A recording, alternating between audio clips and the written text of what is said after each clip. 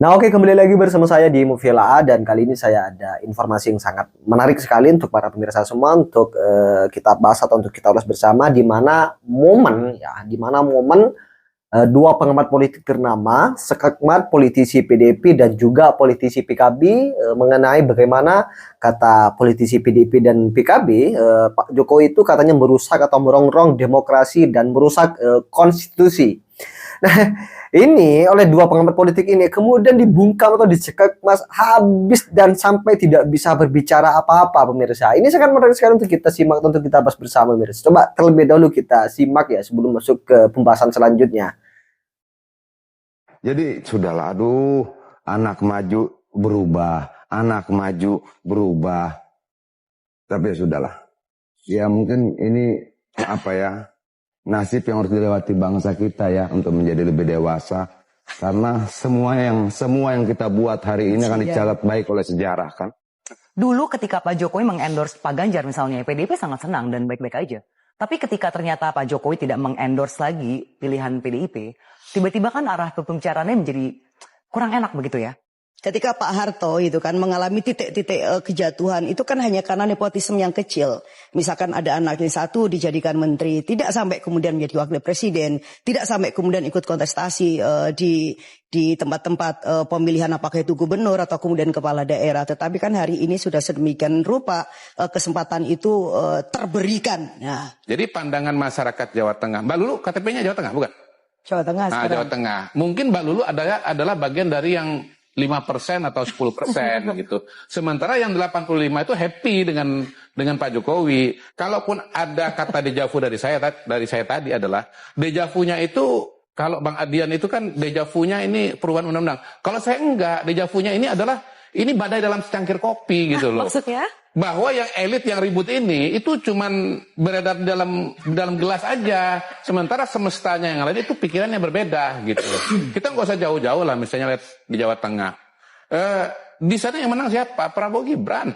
Angkanya berapa? 53. Ganjar berapa? 35 gitu loh. Dan Bu Mega kan selalu dengan, kalau nggak salah, dengan bangga itu yang mencari lokasi Mahkamah Konstitusi itu kan saya gitu loh. Lo sekarang kalau Mahkamah Konstitusi menjalankan perannya untuk mengambil keputusan misalnya begitu ya, atau kemudian ada rakyat yang datang untuk mengajukan gugatan menggunakan hak pilihnya karena itu dianggap melanggar konstitusinya misalnya, ya jangan dimarahin Bang, ini kan proses demokrasi dan ini proses hukum.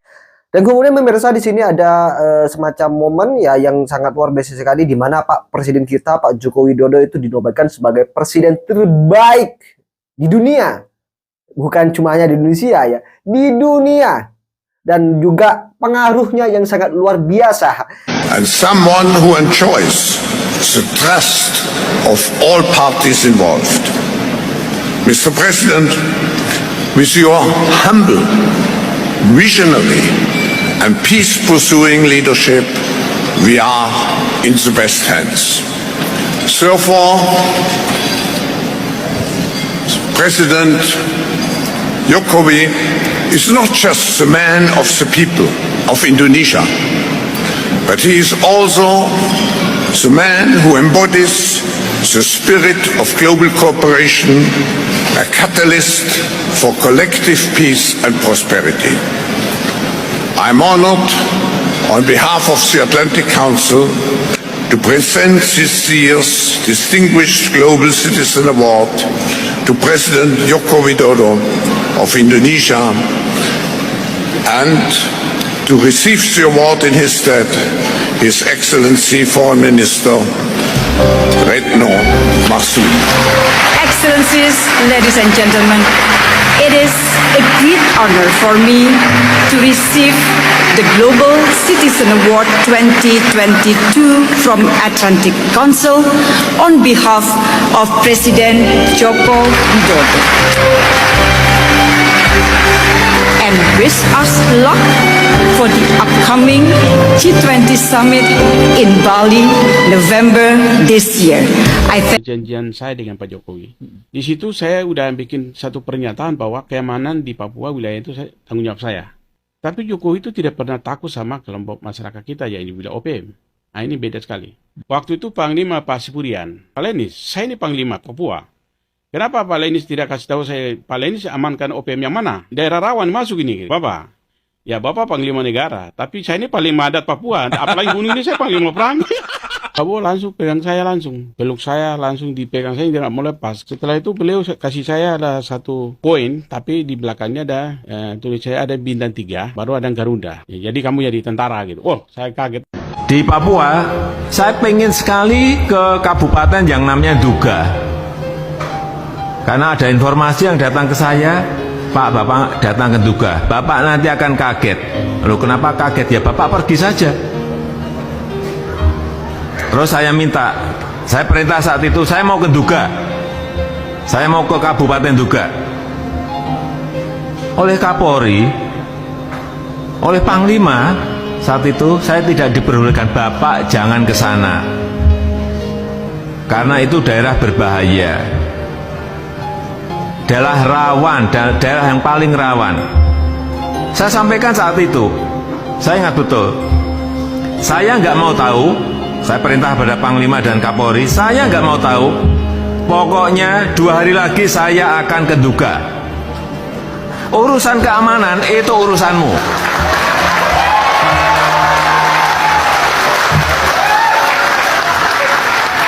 Saya mau terbang ke sana.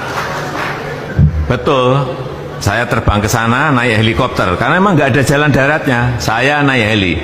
Saya ke Jayapura, dari Jayapura ke Wamena, dari Wamena baru naik heli ke Duga.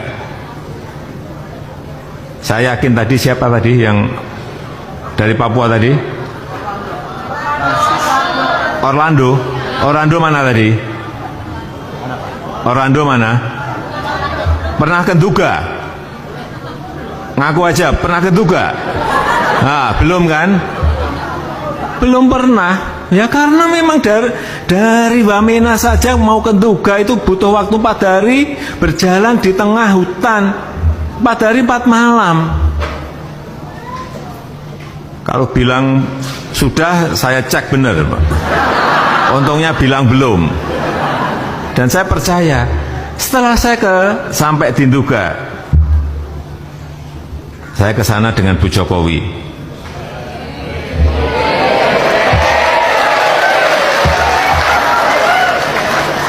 Naik heli. Begitu turun di Duga, ketemu Bupati, Pak Bupati. Saya melihat itu di kotanya. Kantor kabupaten ada di situ.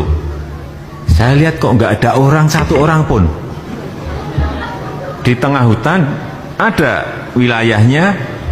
Saya tanya ke Bupati, penduduknya di sini ada berapa?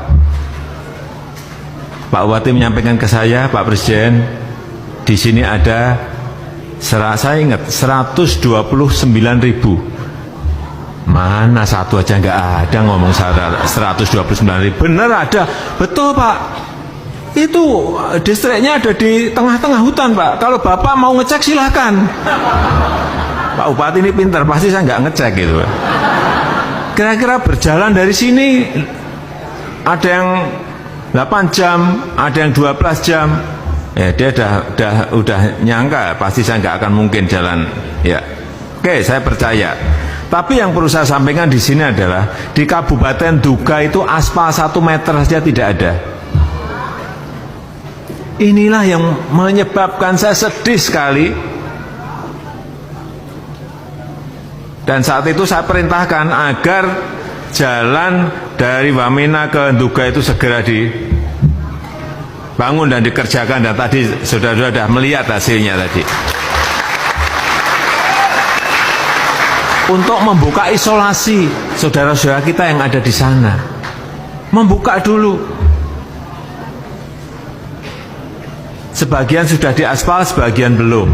Tapi paling tidak kendaraan bisa lewat, mobil bisa lewat, trail juga bisa sampai ke sana. Itu. Dan sekarang 4-6 jam lah dari Wamena ke Duga sudah bisa dilalui. Saya sudah mencoba separuhnya.